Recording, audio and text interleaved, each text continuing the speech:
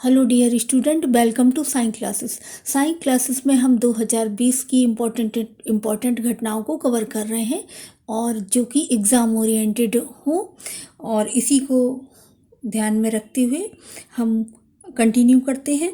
केंद्र सरकार ने 11 नवंबर 2020 को नेटफ्लिक्स, अमेजॉन प्राइम वीडियो जैसे over the top OTT platforms और ऑनलाइन प्लेटफॉर्म पर न्यूज और करंट अफेयर्स की सामग्रियों को सूचना एवं प्रसारण मंत्रालय के दायरे में ला दिया है। संविधान के अनुच्छेद 77 के खंड 3 में निहित शक्तियों का उपयोग करते हुए भारत सरकार ने नियमावली 1961 को संशोधित करते हुए यह फैसला किया।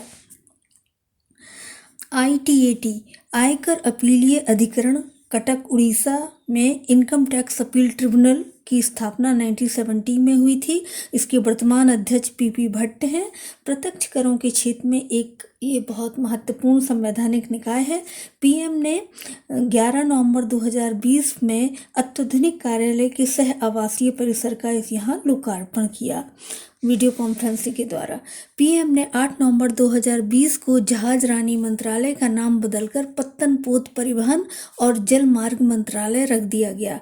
इसमें उनका कहना था कि नाम में स्पष्टता होने से काम में भी स्पष्टता आती है। PM के अनुसार आत्मनिर्भर भारत में ब्लू इकोनॉमी की हिस्सेदारी मजबूत करने के लिए समुद्री लॉजिस्टिक्स को मजबूत करना बहुत जरूरी है। ब्लू इकोनॉमी में समुद्री उत्पाद। JNU परिसर में स्वामी विवेकानंद की मूर्ति का अनावरण PM के द्वारा 12 नवंबर 2020 को किया गया। 10 नवंबर 2020 को असम के तेजपुर लीची को भौगोलिक टैग मिला है। भौगोलिक टैग कहलाता है ज्योग्राफिकल इंडेक्स।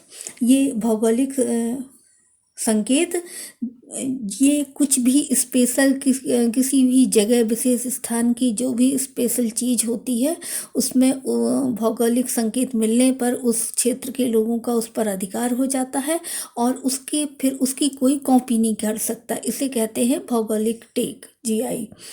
इसमें जैसे कि बनारस की साड़ियाँ और कोलकाता के रसगुल्ले, ये भी GI टैग के अंतर्गत आते हैं। दिल्ली में हुनर हाट 10 नवंबर 2020 को शुरू किया गया। 7 महीने के बाद लोकल के लिए वोकल थीम के साथ 7 महीने बाद स्टार्ट हुआ। इसको किसने इसका उद्घाटन किया? मुख्तार अब्बास नकवी ने इसका अवलोकन किया। माटी, मेटल और लकड़ी के उत्पाद इसमें मुख्य थे। दुनिया के सबसे बड़े इलाज और देखभाल केंद्र के रूप में विकसित किया जा रहा है केरल के कोट्टूर के पास हाथियों के लिए।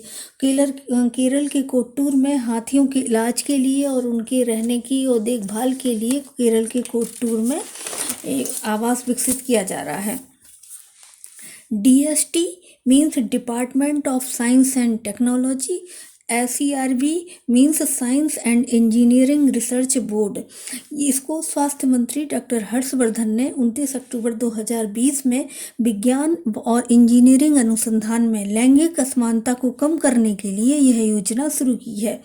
ये जो जगह हैं ये महिला शोधकर्ताओं को बढ़ावा देने के लिए ये कार्य करेंगे, यानी रिसर्च के क्षेत्र में महिलाओं को बढ़ावा देने के लिए ये दोनों डिपार्टमेंट काम करेंगे। ये श्रेणियां हैं, इसमें SERB पावर फेलोशिप और SERB पावर रिसर्च ग्रांट दी जाएगी 40 उम्र से कम उम्र की महिलाओं के लिए। 28 अक्टूबर 2020 से जम्मू कश्मीर में गैर कृषि भूमि खरीदने के लिए किसी भी प्रकार के अधिवास या स्थायी निवासी प्रमाण पत्र की जरूरत नहीं होगी। परंपरा श्रृंखला 2020 संगीत और नृत्य आयोजित किया गया। परंपरा श्रृंखला 2020 27 अक्टूबर 2020 को वेंकैया नायडू जो उपराष्ट्रपति उन्होंने उद्घाटन किया। यह कार्यक्रम संयुक्त राष्ट्र प्लस इंडिया के सहयोग से नाट्य तरंगिणी द्वारा आयोजित किया गया। SVAMITVA इसको शॉर्टकट में अगर देखें तो ये स्वामित्व, इसका प्रोनाउंसिएशन होता है स्वामित्व योजना।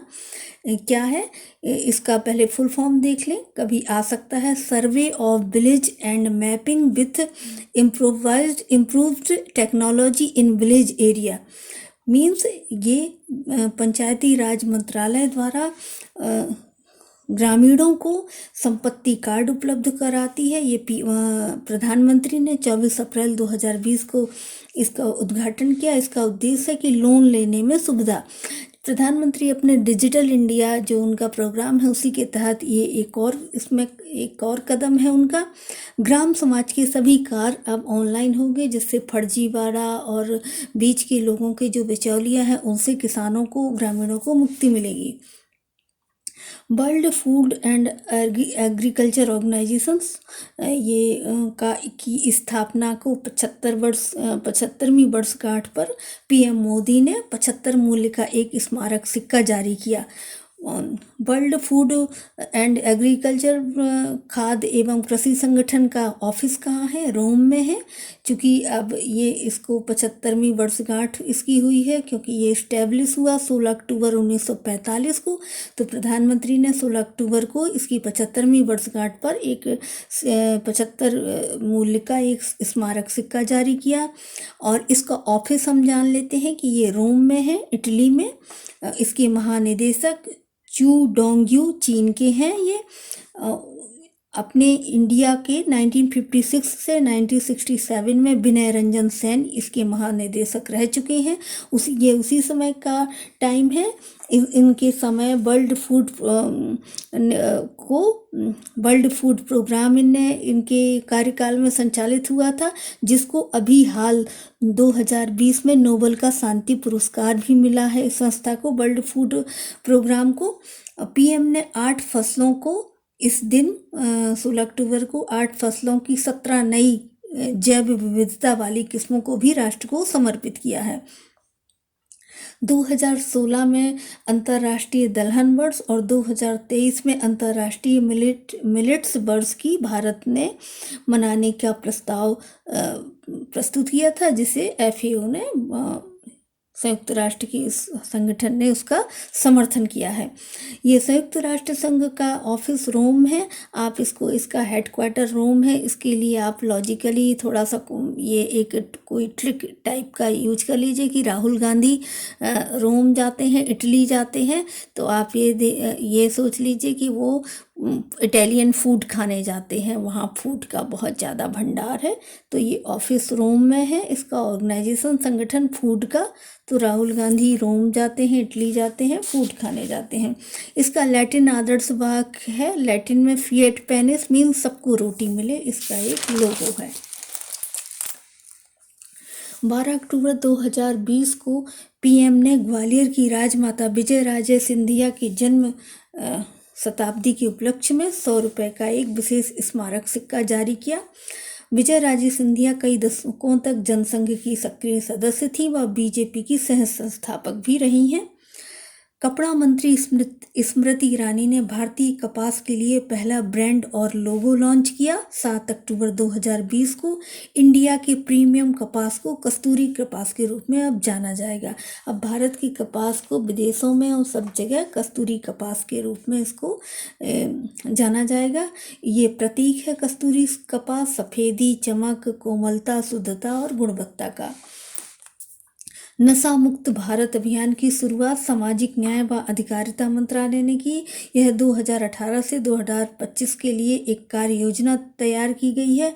इस कार्य योजना का नाम है NAPDDR means national action plan for drug demand reduction. ये 272 जो सर्वाधिक नशा प्रभावित जिले हैं उनको नशा मुक्त अभियान, उन जिलों को नशा मुक्त करना है। सिक्किम की दुनिया की सबसे तीखी मिर्च दल्ले खुरासानी है, जिसको GI टैग दिया गया है। पीएम ने 30 अक्टूबर 2020 को हिमाचल प्रदेश के रोहतांग में अटल टनल का उद्घाटन किया। वर्ल्ड की यह सबसे लंबी राजमार्ग सुरंग है। यह मनाली को लेह से जोड़ती है। सुरंग का आकार घोड़े की नाल जैसा है। यह 9.02 किलोमीटर लंबी सुरंग है, जिसकी ऊंचाई 1000 फीट के ऊपर ये स्थित है। 3048 मीटर या 10,000 फीट की ऊंचाई पर है। पूरे वर्ष यह मनाली को लाहौल स्पीति घाटी से जोड़ेगी। पुदुचेरी हवाई अड्डा जो भारतीय विमानपत्तन प्राधिकरण को पहला हवाई अड्डा बन गया है पुदुचेरी हवाई अड्डा, जो पूरी तरह से सौर ऊर्जा से संचालित है। यह पहला हवाई अड्डा होगा जो पूर्णतः इसमें 500 के बीपीएस जमीन पर लगे सौर ऊर्जा संयंत्र लगे हुए हैं। तो ये रहा आज का करंट, और हम इसको कंटिन्यू करेंगे नेक्स्ट क्लास में।